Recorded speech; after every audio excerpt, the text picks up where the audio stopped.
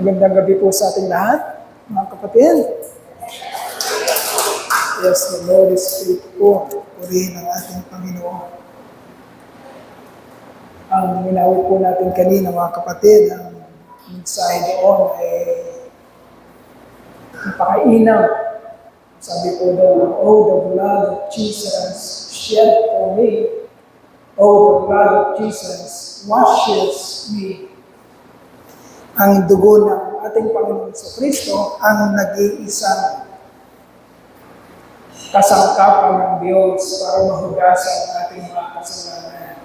Mga kapatid, ito ay isang katotohanan na kailangan lubusan po natin naunawaan, lalo na kapag tayo po ay dumadako sa ating pong pakikiisa, pagpapartake ng ating pong isa sa ordinansa ng ating Panginoon, na Lord's Supper.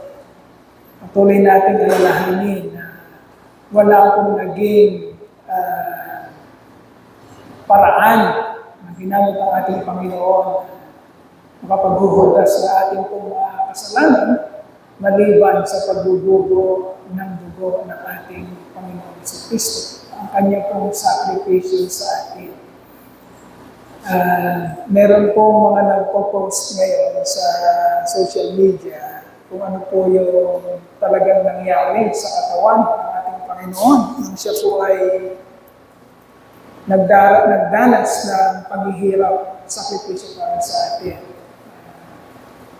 Hindi ko po ma-imagine kung ganun talaga because we are only reading some of these occurrences sa Bible na ating Panginoon ay nahirapan talaga. Nagkagutay-gutay ang kanyang katawan. Halos kung pinapapanood natin yung isang film na directed ni Mel Gibson, yung The Passion of Christ, kung saan makita mo yung mga laman ng ating Panginoon ay talagang na-disfigured. Halos lumabas yung buto doon sa paghagupin. Wala pa po siya doon sa krus ng Kalbaryo. Pero ang katawan niya, ayon doon sa napanood natin The Passion of Christ, ay nagkagula-gulalit na. So, doon pa lang halos ikamatay mo na yung paghihirap na dinanas mo.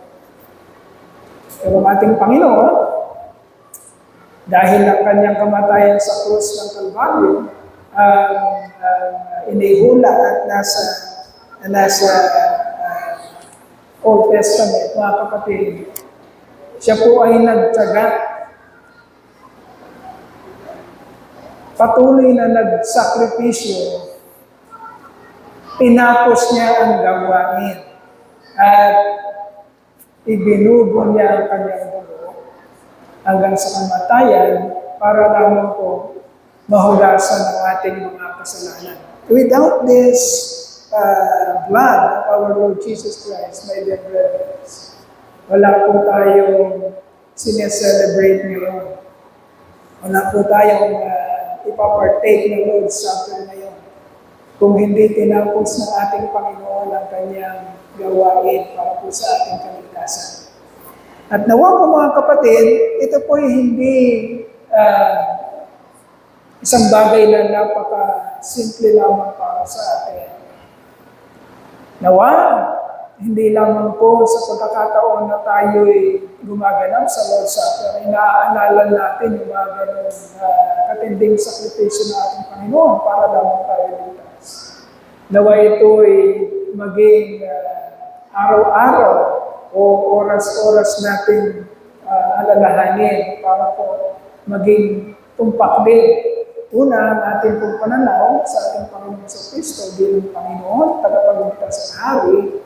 At pangalawa, yung buhay na inaasahan at ninanais ng Panginoon na makita sa atin bilang kanyang mga niligtas, bilang mga nakinabang doon po sa sakripisyong ginawa niya, ay talaga namang napapatunayan hindi po nawawalan ng katuturan kung ano po yung pinagdusahan ng ating Panginoon. Napakasakit po para sa mga mata ng ating Panginoon na kung makikita niya tayo na hindi po natin sinasapamuhay yung kanya pong pinaghirapan. Napakasakit para sa isang ama na nagbigay ng sakripisyo, ang sakripisyo ng kanyang anak na Panginoon sa Kristo. Kung makikita niya na hindi naman tayo namumuhay doon sa kanyang inaasahan. Okay, so mga kapatid, ito po ay patuloy na pagpapaalala sa atin. Oh, the blood of Jesus Christ washes me. Hinugasan ka na, kapatid. Hugas ka na. Tapos na yung gawa ng Panginoon na mahugasan ka. Naway manatili po tayo malinis sa Kanya pong banal na hangpan. Sometimes nakakalimutan natin yun. Sometimes nakapokus lang tayo doon po sa pakinabang. Ligtas tayo. Ligtas na tayo. Pero hindi natin naipapakita yung buhay ng isang tao ligtas, which is, ito po ay malaking kalapastanganan o pagyurap doon po sa pinaghirapang gawain ng ating Panginoon. Inaasahan natin, we must listen very carefully. Nais po natin ipakita sa ating Panginoon, although hindi naman natin talaga siya magdadaya, na meron pong katuturan ang ginawa niya sakripisyo para po sa atin. Okay. The Lord's Supper's message. The message is the ministry of reconciliation. It is a reinforcement or supplement ng ating pong pinag-aaralan every Sunday. So ang last point po natin na pinag-usapan last Sunday is Jesus is the reconciler. Last Sunday, He is the reconciler of all things in heaven and on earth. Through His blood, yung sineselebrate natin ngayon, shed on the cross, His finished work of redemption. So, supplement with that message that our Lord gave us last Sunday, my dear brethren. Pag-aaralan natin ngayon ang mensahe ng the ministry of reconciliation, which nahalaw po natin ito, na po pinakita po sa atin ito ng ating Panginoon mula po sa teksto ng 2 Korinto. Kabanata 5, mga talatang 11 hanggang 21. 2 Corinthians chapter 5, verses 11 to 21. The message of the ministry of reconciliation. Ano pong Tagalog ng reconciliation? Ano pong Tagalog ng reconciliation? Pag may dalawang party o bansa na nagigera at kailangan na ng katahimikan at kapayapaan, magkakasundo sila, mga dalawang bansa na nagkakagulo at nagigera. Pag nagkasundo sila, ang tawag doon ay reconciliation. Dati magkalaban, dati magkaaway, ngayon ay magkasundo na, reconciled na. So, pinag-aralan natin last Sunday, who is the reconciler of all things? Jesus Christ. Jesus Christ is the reconciler of all things. Ibig sabihin, ang creation na napahiwalay sa Panginoon, ang creation na lumalaban sa Kanya, ang creation na nasubject sa pagkabulo, ang ating Panginoon, ang Kanyang ginawang redemption, ang Kanyang dugo na binugo sa krus ng Kalbaryo, ang Kanyang buhay na pinanatiling banal, ang Kanyang katawan na nabayubay at sinaktan, Yun ang dahilan, mga kapatid, kaya meron tayong kapayapaan at ngayon pakikipag-ugnayan at kapayapaan sa piling ng Diyos. Because Jesus Christ reconciled us. Sa puot ng Diyos para po sa kasalanan na ginagawa po natin, na nagawa ng kanyang creation. 2 Corinthians chapter 5, verse 11 to 21 is a message focused on two things. Dalawang bagay na pag-aaralan natin ngayon, mga kapatid. Aside from, kasi tinatalakay na natin, actually, the central message, yung focus nitong 2 Corinthians chapter 5 is, of course, Jesus Christ, which is the reconciler of all things. But aside from the main focus, meron pong dalawa pa na nais nating maintindihan at mapag-aralan ngayong gabi. Okay? Para po magkaroon tayo ng katuturan, ano ba itong pinaggagawa natin? Tayo ba ay nagiging tumpak sa ating pong pinaggagawa? Naunawaan ba natin kung ano ating pinaggagawa? So the message is focused on two things, aside from the main focus, who is Christ, the reconciliator of all things. One is the message of the messenger, and the other one is the message itself, the message of reconciliation. Ano ang mensahe? At ano dapat ang buhay ng nagdadala ng mensaheng ipinapadala ng Panginoon? Yan ang pag-aaralan natin. Yung mensahero na nagdadala ng mensahe at ano yung mensaheng dinadala ng inutusang mensahero. Okay, the ministry of reconciliation. We will read 2 Corinthians chapter 5, verse 11 to 21. And we read, "Since then, we know what it is to fear the Lord. We try to persuade men. What we are is plain to God, and I hope it is also plain to your conscience. We are not trying to commend ourselves to you again, but are giving you an opportunity to take pride in us." Ayan, meron tayong naririnig dito na pride. Kasi nag-aralan natin last Sunday na masama ang pride. Pero may sinasabi dito si Apostol Pablo na we are giving you an opportunity to take pride in us. Anong ibig niya sabihin? No. So that you can answer those who take pride in what is seen rather than in what is in the heart. If we are out of our mind, it is for the sake of God. If we are in our right mind, it is for you. For Christ's love compels us, because we are convinced that one died for all. One died for all. And therefore, all died. And he died for all, that those who live should no longer live for themselves, but for him who died for them and was raised again. So from now on, we regard no one from a worldly point of view, though we once regarded Christ in this way.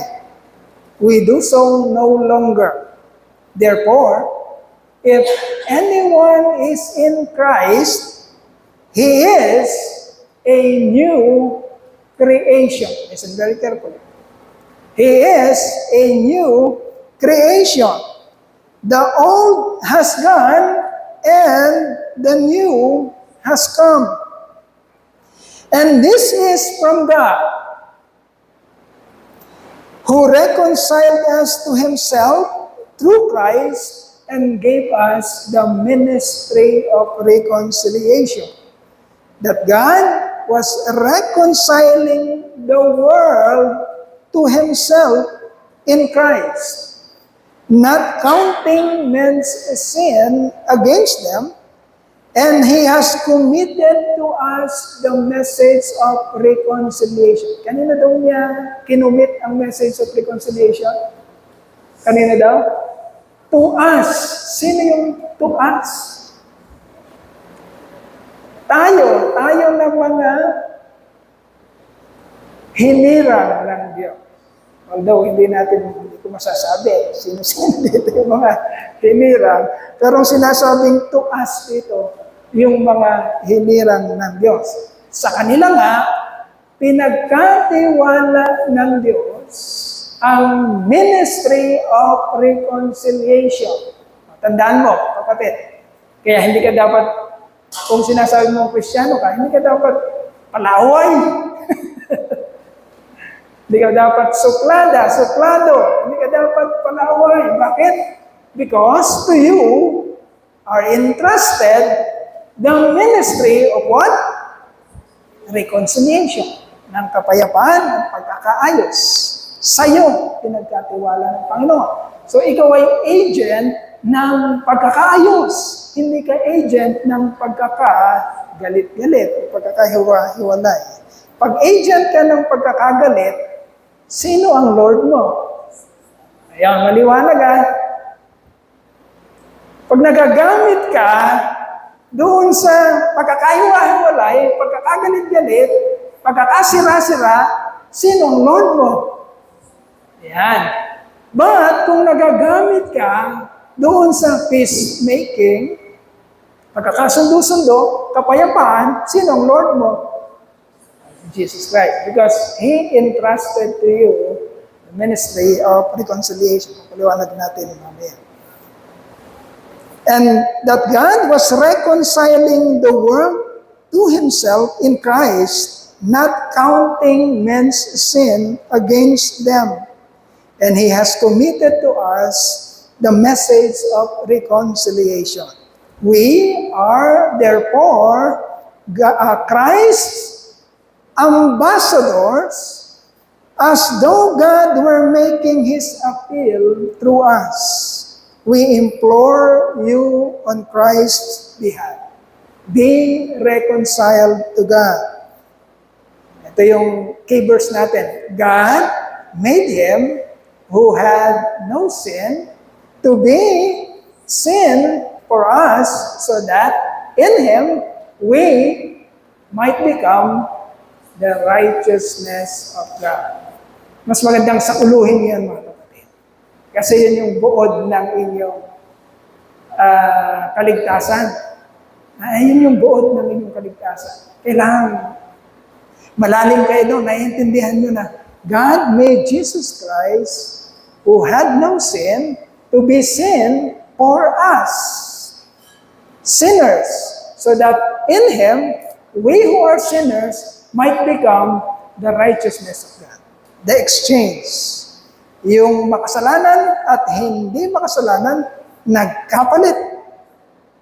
Yung hindi makasalanan, pinatay. Yung makasalanan, nabuhay. Yun ang ibig sabihin nun, mga kapatid. Kaya dapat sumasabog ang pagpapasalamat natin. Ikaw ang gumawa ng krimen. Pero iba yung nakulong. Hindi lang nakulong. Sinilya elektrika o pinatay. Para sa'yo, para mabuhay ka. Yan ang ibig sabihin. The divine exchange. Okay. Verses 11 and 12, mga kapatid, says that yung sinasabing, huwag kayong magte-take pride.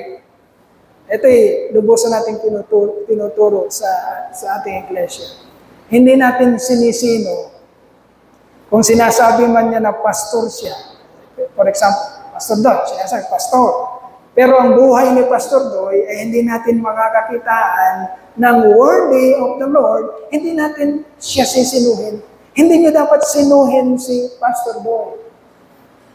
Kung ang buhay ni Pastor Doy ay nagte-take pride, mga kapatid, sabi dito, we are not trying to commend ourselves to you again, but are giving you an opportunity to take pride in us. Okay, meron tayong tatlong pastor sa pastoral department. Ministerial pastor, administrative pastor si Pastor Jonathan, and then meron tayong mission pastor si Pastor Boyet. Kilala namin ang bawat isa. Kilala namin ang prinsipyo namin ng bawat isa. Hindi namin pinagtatakpan ng bawat isa. Hindi kami senado. Pag mayroong mali ang bawat isa, kaya namin kumprontahin ang bawat isa. Okay? We do not take pride doon sa mga bagay na hindi na makamundo, na physical, material, o anumang bagay, o kapangyarihan, o pagiging sikat. We do not take pride on that, mga kapatid. At kailangan maintindihan nyo rin yun sa mga namumuno sa inyo. Kung nakakakita kayo sa mga namumuno sa inyo, tatlo naman kami, Pastor Doy, Pastor Jonathan, Pastor Boyan. Pag nakakita kayo, say for example kay Pastor Doy ng mga bagay na hindi ka nais-nais, na tingin nyo hindi dapat makita sa isang namumuno spiritually, tatlo naman ang pastor, pwede kayong pumunta sa isang pastor natin. Kung nahihiya kayong magkumpronta doon sa pastor nyo, o sa isang pastor nyo, punta kayo sa isang pastor. Pastor, may tanong po ako sa iyo. Ano yun? Parang si Pastor Doy, parang nakita ko, lumalabas siya sa Alitap-Tap Hotel. At kunyari mo, ang pinuntahan nyo ay si Pastor Jonathan. Si Pastor Jonathan, hindi niya ako pagtatakpan. Yun ang aming prinsipyo. Aalamin niya ang katotohanan, iimbestigahan niya, at kung kinakailangan ko, kumprontahin niya ako. Hindi natin, anong tawag doon?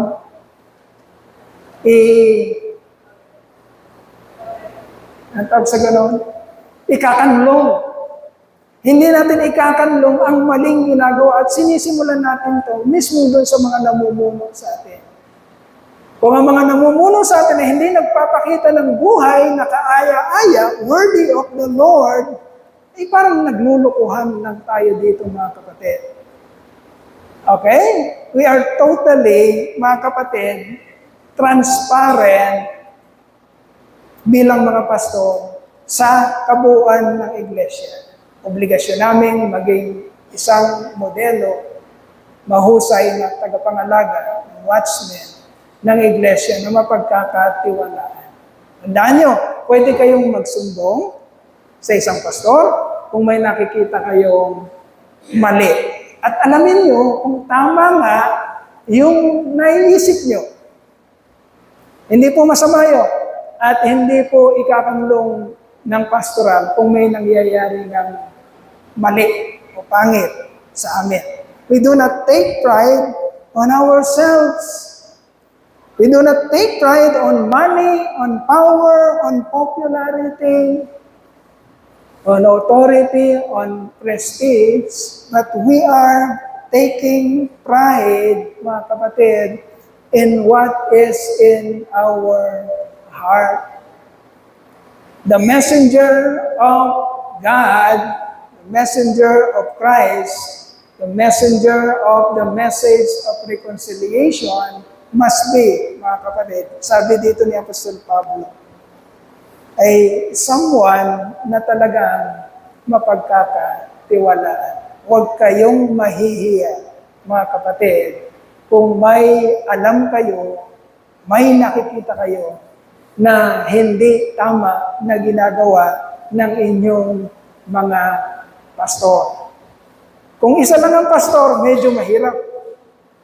Pero meron tayong 3 pastor sa iglesia na pwede niyong kausapin at alamin ang mga gumugulo sa inyong isipan. At makakaasa kayo na kaming 3 pastor ay may prinsipyo at hindi namin papayagan kung ano ang mali sa ating pong iglesia, lalo na sa pamumuhay namin. So yun ang unang mensahe. Sino ang dapat nagdadala ng mensahe ng Panginoon? Okay?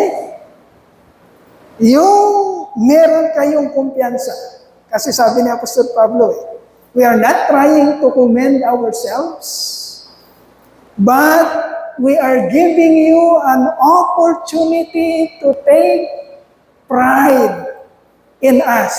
Hindi yung, ang gagaling ng pastor namin, ang tatalino ng pastor namin, mayayaman ng pastor namin, mga sikat ang pastor namin, may mga posisyon ng mga pastor namin sa gobyerno. Hindi yan ang pride na sinasabi dito. Kundi yung nakikita nyo at kumpiyansa kayo ng mga namumuno sa inyo ay talagang dadalhin kayo sa tama sapagkat sila mismo ay nagsusumikap na maging maayos ang pamumuhay at maging ehemplo na iglesia. Yun yung sinasabing pride dito. Okay? Yan yung nais ipakita o sabihin ni Apostol Pablo. Kung magtitiwala kayo sa mensahero, titingnan nyo ang kanilang pamumuhay. Ano bang klase ang kanilang pamumuhay? Okay? Kung kayong magtitiwala sa mga pastor kuno, mensahero kuno, pero mababalitaan yung dalawa asawa, tatlo asawa, nakikipag-kompromiso, magkaroon lang ng kapangyarihan, huwag kayong maniniwala sa mga ganong klase nagsasabing manggagawa ng Panginoon. Okay? Taking pride in what is seen rather than what is in the heart. That kind of workers or pastors ay tinatawag ng Biblia, hindi naman tinatago ng Biblia na mga false. Nagtago ba ang Biblia sa mga ganong klase? Hindi. Sinabi ng Biblia, ito ang mga false teachers, false prophets. Sila yung mga nagte-take pride sa kung ano yung nakikita. Money, power, prestige, popularity, yung pangmundo at hindi pang langit. Okay. For Christ's love compels us, verse 14, because we are convinced that one died for all, and therefore all died. And he died for all, so that those who live should no longer live for themselves, but for him who died for them and was raised again. Okay? Iyon dapat ang buhay na makikita sa ating mga nagsasabi na tayo nga ay tinubos ng ating Panginoon. Kailangan makita sa ating mga buhay, mga kapatid, kagaya ng admonition ng Apostol Pablo. Una, that we are so convinced. Ano ibig sabihin ng so convinced, mga kapatid? Totally you are persuaded kung anong ginagawa mo. Bakit mo ginagawa ito, kapatid? Bakit ka kumakain ng tinapay at umiinom ng grape juice? Kumbinsido ka ba sa ginagawa mo? Anong meaning ng ginagawa mo? Ano ang inaalala mo kapag ginagawa mo mga bagay na ito? Yan ang ibig sabihin, mga kapatid. If you say that you are a Christian, a follower of Christ, kung sinasabi mo na anak ka ng Diyos o hinirang ka ng Diyos, kapatid, kailangan kumbinsido ka sa meaning ng ating ginagawa. Ano bang meaning ng ating ginagawa? We are convinced, my dear brethren, that One died for all. Yung sakripisyo na yan, ang dahilan, kapatid, yung kamatayan na yan, at yung dugo na yan, ang nag-iisang dahilan. One died for all.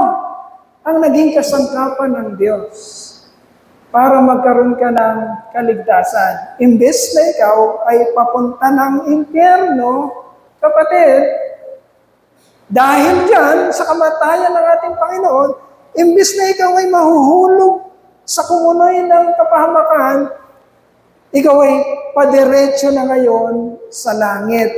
Yun ang nasa isip mo. Kumbinsido ka na ang ginawa ng Lord na sakripisyo, minsan, at hindi nang papangalawahan, ay ang natatanging paraan ng Diyos para makauwi ka sa kanyang kaluwalhatian. We are convinced that one died for all.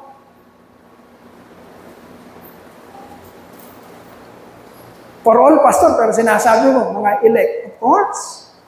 Pero ang tanong ko sa inyo, mga kapatid, sino ang mga elect? Dito sa Truth and Light Christian Church. Sino mga elect dito? Kaya ba ni Pastor Doy na sinuhin sa inyo kung sino ang mga elect? Kaya ba ni Pastor Jonathan? Kaya ba ni Pastor Boyet na malaman kung sino ang mga elect? The Bible always generalizes. Okay? Kasi ang totoo, dahil hindi naman tayo omniscient, hindi natin talaga alam sino ang mga elect. That's why we are giving everyone a fair, anong tawag doon? Chance, opportunity na makilala ang Panginoon. Sapagkat hindi natin masisino talaga sino ang mga elect. Pero sa ating personal na buhay, mga kapatid, paano natin masisigurado na tayo ay elect? Anong gagawin natin? Merong rekomendasyon ang Biblia. Anong sinabi ng Biblia? For God so loved the world that He gave His only begotten Son, that whoever believes in Him should not perish, or will not perish, but have an everlasting life. It is by faith. It is by believing, mga kapatid. Yun ang rekomendasyon ng Biblia para masiguro mo sa iyong sarili. Hindi mo kayang siguruhin sa iba, pero kaya mong siguruhin sa iyong sarili na ikaw ay isang hinirang sa pamamagitan ng lubusang pananampalataya, being totally persuaded, fully convinced that you are really saved by one sacrifice, by one death. Okay? Hindi mo, anong pipiliin mo? Ang rekomendasyon is pananampalataya sa ginawa ng Panginoon. Bakit mo pipiliin sa isip mo na siguro ako hindi ligtas? Bakit yun ang gusto mong piliin? Bakit yun ang gusto mong isipin? Samantalang ang rekomendasyon ng Biblia na walang mapapahiya kung sino man ang tunay na lalapit sa ating Panginoon sa pamamagitan ng pananampalataya. Why being so foolish na ang sinasabi ng Panginoon ay pag lumapit ka, hindi ka mapapahiya, bakit ang pinili mo? Hindi na ako lalapit, baka hindi ako elect. It is by faith that you are saved. Anong sinasampalatayanan mo? That one died for all. Sino ka man. Ano man ang buhay mo noon o maring hanggang ngayon, sino ka man, kung tunay kang lalapit, mananampalataya sa Panginoon, kapatid, ang sabi dito, kakalimutan niya ang lahat ng iyong kasalanan. Remember, nung sinulat ng Panginoon ang mga pangalan sa aklat ng buhay, ang mga nakasulat ba doon ay mga matitinong tao lamang?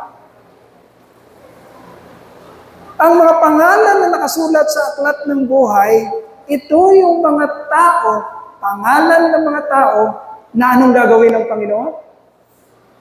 Na ililigtas niya. Ililigtas niya sila sa ano? Sa kanilang mga kasalanan at kapahamakan. Okay?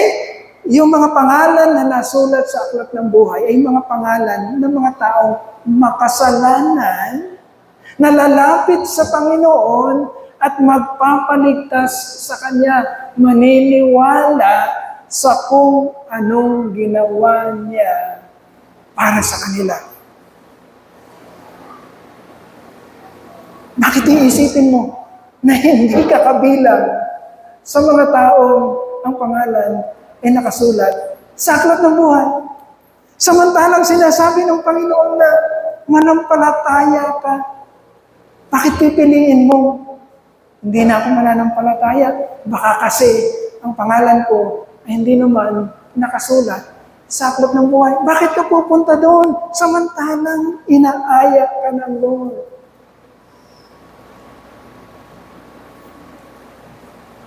Come, sabi ng Lord, magsiparito kayo sa akin, kayong lahat na nabibigatan, kayong lahat na napapagal at nabibigatan lubha, at kayo ay aking pagpapahingahin. Come now, let us reason together, says the Lord. Lapit, sino ka man, though your sins are like scarlet, they shall be white. I can make it as white as snow. Yun ang message. The message of reconciliation, mga kapatid. Bakit mo pipiliin na huwag paniwalaan ang paanyaya kung lubusan ng ating Panginoon na nag-o-offer sa iyo ng kaligtasan? It is by faith that you are saved. Faith sa kung anong sinabi. Faith sa kung anong ginawa ng Panginoon para sa iyo. Mapalad ka, kapatid, kung ikaw ay tunay na lumapit sa Panginoon para makamtan mo yung benefit ng kanyang ginawa. For Christ's love compels us because we are convinced that one died for all and therefore all died. So from now on, we regard no one from a worldly point of view. We regard no one from a worldly point of view. Ibig sabihin, ang ibig sabihin ng worldly point of view, tinignan ko yung isang kapatid. Tapos, hinusgahan ko siya. Ito yung worldly point of view.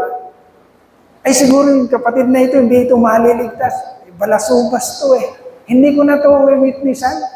Kasi sigurado yung isang to, hindi ito maliligtas. Yun ang ibig sabihin ng worldly point of view. Yung nakatingin ka sa kung anong nangyayari sa labas. Okay? Yun ang worldly point of view. Kaya sabi niya, Apostol Pablo, minsan na namin tinignan si Kristo sa ganito. Because sabi ng Isaiah, mga kapatid, si Jesus Christ, wala naman siyang may pagmamalaking kayamanan, wala siyang may pagmamalaking status sa buhay, hindi siya galing sa pamilya ng marangyang, hindi siya sikat, hindi siya famous, naging famous na lang later on. Pero sino siya? Isa siyang karpentero. Namuhay siya kasama ng kanyang tatay na nagkukumpune ng mga bahay, gumagawa ng mga lamesa o anumang carpentry works. Baka natatawag pa nga siya minsan na, Jesus, pakiayos mo nga yung namin, ceiling namin, ang tawag sa ceiling, yung kisame namin, pakikumpuni nga. Because yung istorya ni Jesus Christ, lumabas siya, 30 years old na siya. Okay? Yung edad niya from 1 to 30 years old, walang recorded. O nasan si Jesus Christ? Okay? Nasan siya? Namumuhay siya kasama ng kanyang magulang. Kaya tinawag siya na, sino? Sino yung sinasabing Jesus na yan? Kristo na yan?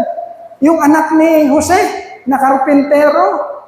So sabi ni Apostle Pablo, we regard him from a worldly point of view. Once we regard him from a worldly point of view. Mali ang tingin namin kay Jesus Christ dati, kay Jesus dati. Kasi karpintero siya. Hindi namin siya mapagkatiwalaan noon. Pero hindi na ngayon. Sabi ni Apostle Pablo. Because he is convinced now who is Jesus Christ. Naiintindihan na niya kung sino si Jesus Christ. So from now on, we regard no one from a worldly point of view, though we once regarded Christ in this way. We do so no longer. Kaya mga kapatid dito sa church natin, pag may nagsabi siya, kayo naman ang mga ligtas sa inyo, yung mga elect lang Kaya namimili kayo ng tao. Hindi kayo humahayo sa maraming kasi namimili kayo ng tao. Sa inyo, yung mga elect lang, lalapit na sa Panginoon. No. Hindi tayo ganoon. Yun ang marahil ang naiisip nila dahil ang aral natin, lagi nababanggit yung elect, pero hindi tayo ganoon. Hindi tayo nagsisino ng tao. We do not regard anyone from a worldly point of view. Lahat may pagkakataon sa Panginoong Hesukristo. Lahat. Kaya nga may istorya ni Zacchaeus. Sino si Zacchaeus? Mga bata? Napag-aralan niyo ba? Sino si Zacchaeus? Tax collector na nangunguling bat ng pera. Parang flood control project. Pero isang araw, sumampalataya siya sa Panginoon sa Kristo. At ibinilik niya yung kanyang mga ninakaw at nakasama siya sa ministry ni Jesus Christ. Okay?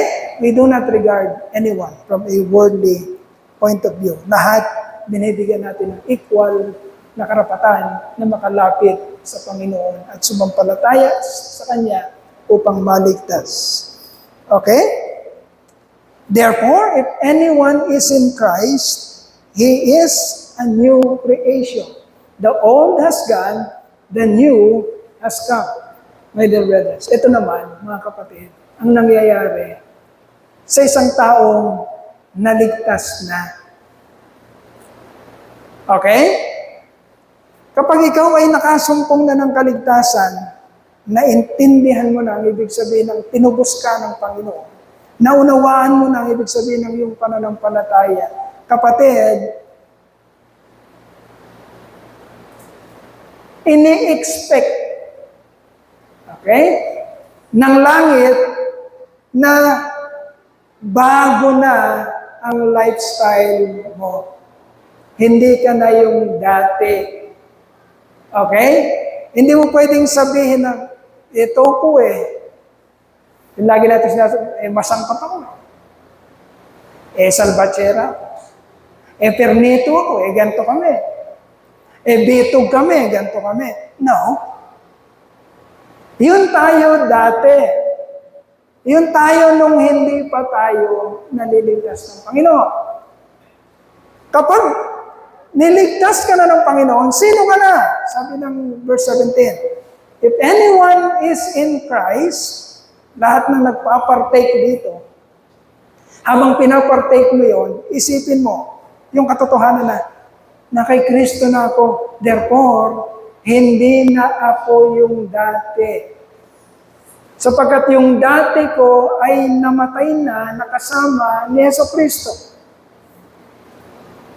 One died for all, therefore all died. Sabi, sa verse 14 and 15. Okay, lahat namatay, yung dati mo, patay na. Yung meron kang buhay ngayon, kapatid, ay bago na. Ito na yung buhay na iniligtas ng Panginoong Heso Kristo. Hindi na tayo mag-aaway at ipapatanggap natin sa ating mga kasama. Tanggapin niyo ako. Ito ako eh. Wala nang ganunan. Hindi ito yung, ito ko, tanggapin mo ako. No. Hindi na yun katanggap-tanggap. Okay? Hindi mo na yun ipapakita. Patay na yun eh. Wala na yun. Ang ipapakita natin sa church, kapatid, ay yung bagong nilalang. If anyone is in Christ, he is a new creation. The old has gone, the new has come. Dumating na yung bago. Kaya pag yung bago na ang umiiral sa iglesia, may kapayapaan na. Nagmamahala na tayo kasi bago na. Hindi na ito yung dati, kundi bagong nilalang na. All this is from God, sabi ng verse 18. Lahat ng nangyayaring ito is from God. Siyang gumawa, siyang nagbago sa atin, who reconciled us to Himself through Christ and gave us the ministry of reconciliation. Kapag bago ka na kasi, kapatid, pag binago ka na ng Panginoon, nagiging worthy ka na or karapat-dapat ka na magbitbit ng ministry or ng message of reconciliation. Hindi pwedeng ang bait-bait mo pagka time na hahayo kami. I-activate ko muna yung mabait na ako. Di nung humahayo ka, ilang oras, ang bait-bait mo nung humahayo ka. Nung tapos ka nang humayo, tapos na yung ministry mo, balik ka na naman, sila nga! Nga! Hindi pwede. Nagiging karapat-dapat ka na maging agent or na maging minister ng message of reconciliation. Kasi, sabi ng verse 17, bago ka nang nilalang. All this is from God, who reconciled us to Himself through Christ and gave us the ministry of reconciliation. Ibig sabihin, all works, para baguhin tayo, all that works, work of redemption, reconciliation, salvation, lahat ng yon is from God. Don't take credit. Huwag kang humingi ng, huwag kang kumuha ng credit. Ano yung credit sa Tagalog? Basta, huwag kang hihingi ng credit. Lahat ng yon ay sa Diyos. Hindi yon nanggaling sa iyo. But once you are redeemed, once you are saved, once you are reconciled, kapatid, hindi natatapos doon. Pag niligtas ka na ng Lord, we are now given the obligation to minister under this ministry of reconciliation. Okay? Yan ang dahilan bakit ka tinubos. Yan ang dahilan bakit nagbubo ng dugo ang Panginoon. Yan ang dahilan bakit nabayubay ang kanyang katawan sa krus ng Kalbaryo upang iligtas ka sa dati mong buhay at dalhin ka ngayon bilang ministro ng reconciliation, ng kaayusan. Gamitin yung buhay na yan. Kaya niligtas ng Panginoon para maging ministro o mensahero ng kapayapaan gustong umiral ng Panginoon sa sangkatauhan. Okay? That God was reconciling the world to Himself in Christ, not counting anymore men's sin against them, and He has committed to us the message of reconciliation. Napakainam, mga kapatid. Yung dating Doy, yung dating Doy, yung dating Doy na 17 years old ay nagsasabong. Yung dating Doy na nung hindi pa kilala ang Panginoon ay kung ano-ano ang gala at kung saan-saan pumupunta. Yung dating Doy na hindi alam kung anong patutuan, kapatid, dumating ang pagkakataon na iniligtas ng Panginoon. At ngayon nakatatayo para maging ministro or tigapamalita na meron palang pag-asa na makakamtan sa pananampalataya sa Panginoon.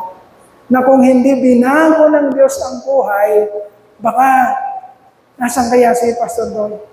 Baka Kristo siya ng sabungan. Baka imbis ng sinisigaw ni Pastor Don ay, listen very carefully. Listen to the message of God. Baka ang sinisigaw ni Pastor Don, Logis! Logis! Sa wala! Sa meron! Purihin ang Panginoon. Yan ang message ng buhay natin. Yung message ng buhay natin na pag nagpunta ka sa isang taong hindi nila naiintindihan kung ano nangyayari sa kanila. Sa mga taong, let's say, makasalanan, ay maipapamalita mo na kayang may kapangyarihan ang Diyos na magbago ng bulok na buhay.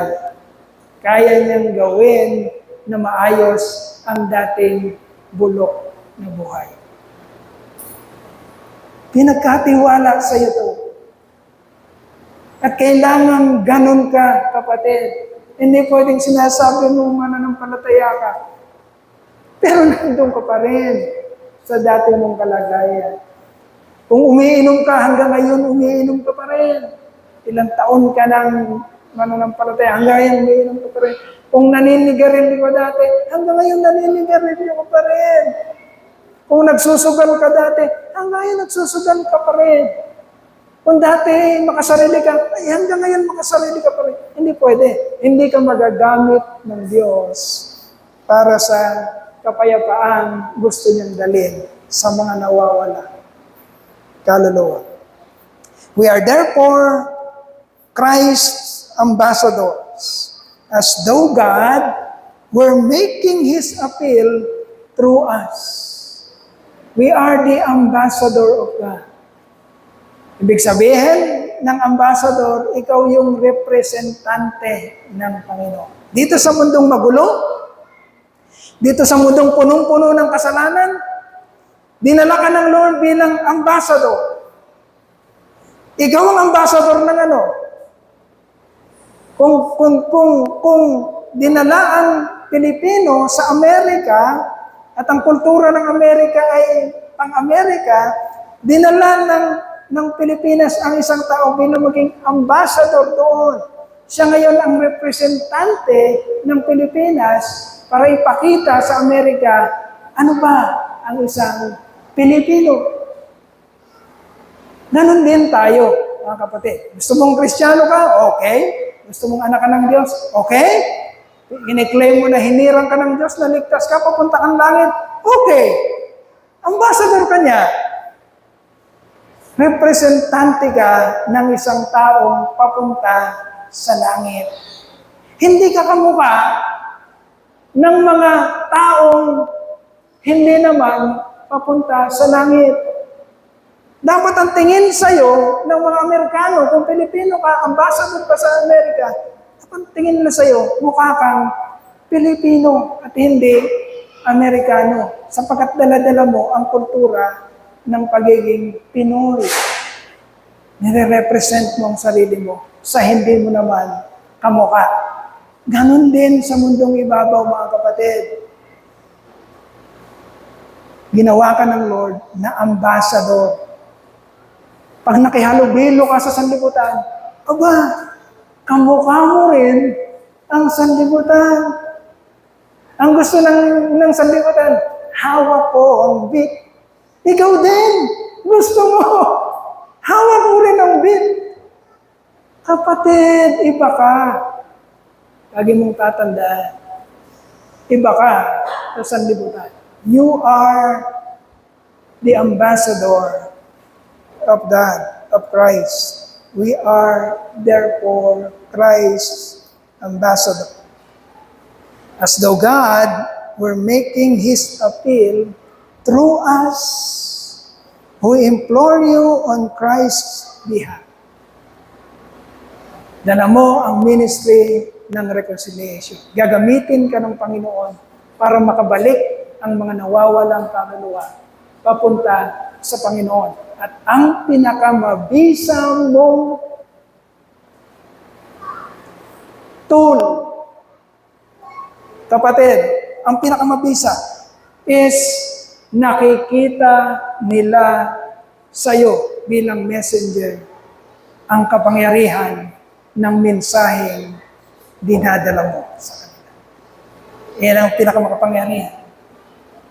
Nape-persuade sila, natututo sila, naiintindihan nila dahil nakikita nilang nangyayari sa buhay mo, kapatid. You are the ambassador of Christ. And your message is, we will close with this, ang message mo ay isa. Ang message ng reconciliation is, pag pumunta ka at humayo ka, nag-reach out ka ng kaluluwa, isa lang ang message mo. Pinapaunawa mo sa kanila na tayong makasalanan, bagamat wala tayong pag-asa, gumawa ng desisyon ang Diyos para ibigay ang kanyang anak, hindi para mapagsilbihan siya dito sa lupa sa una niyang pagdating, kundi ginawa siya ng Diyos. God made His Son, His only begotten Son, Jesus Christ. Ginawa niya ang kanyang anak na wala namang kasalanan, na tignan niyang kasalanan, na kailangan niyang gawing kasalanan ng kanyang anak para ibuhos niya doon sa kanyang anak ang lahat ng kanyang galit, lahat ng kanyang poot sa mga kasalanang nakikita niya sa sanlibutan. Hindi niya binaling sa sanlibutan, binaling niya sa kanyang nag-iisang anak. God made His Son, Jesus Christ, who had no sin, to be sin. All our sins, lahat ng ating kasalanan, ay nilagay niya sa ating Panginoong Jesucristo. At doon niya ibinuhos ang kanyang galit. He made His Son sin, so that in His death, so that through His blood that was shed upon the cross of Calvary 2,000 years ago, we who are sinners, who are unworthy, hindi karapat-dapat, maruming basahan, ay magkaroon ng pag-asa na makalapit sa Diyos. Sapagkat ang galit ng Diyos sa atin ay ibinaling na niya sa kanyang nag-iisang anak. We who are sinners are now the righteousness of God. Ang tingin ng Diyos sa atin ay matuwid dahil naampat na. The wrath of God was quenched, nawala na, sapagkat naibuhos na niya sa kanyang nag-iisang anak. That is our message. Yan ang pag-asang dinadala natin sa ating mga hinahayuhan. Nagpapatuloy ba yung prayer niyo sa mga Jerusalem niyo? Jerusalem, Judea, Samaria, rest of the world. Nagpapatuloy ba, mga kapatid? O wala yun. Kailan natin sila lalapitan? We will pray for them for how many months? 5 months? And then by December, we will intentionally reach them out. Halapitan natin sila para sabihin yung message ng reconciliation. God made Jesus Christ, who had no sin, to be sin for them, so that in Jesus Christ, them who are sinners might become the righteousness of God, para matanggap sa sangkalangitan, sa pamamagitan ng inihaing sakripisyo, kamatayan ng ating Panginoon sa Kristo. Ngayon mga kapatid, tayong mga nagsasabi, listen very carefully, tayong mga nagsasabi na we are persuaded, naiintindihan natin, naunawaan natin ang kahulugan ng sakripisyo ng Panginoon, nandito tayo para makiisa. Hindi lamang para kumain ng tinapay at uminom ng fruit juice, kundi makiisa sa katotohanan na ang kaligtasan natin ay upang magamit ng Panginoon para maging ambassador niya sa mundong ito, na madala sa katauhan ang mensahe ng reconciliation, the message of reconciliation. Bigyan sila ng pag-asa na meron silang future, meron silang hope o pag-asa sa hinaharap. Pwede silang maligtas. Gaano man karimari-mari, gaano man kasama ang kanilang naging kalagayan dito sa mundo ito. Palakpakan po natin ang ating Panginoon. Pupurihan po natin. Tayo po ay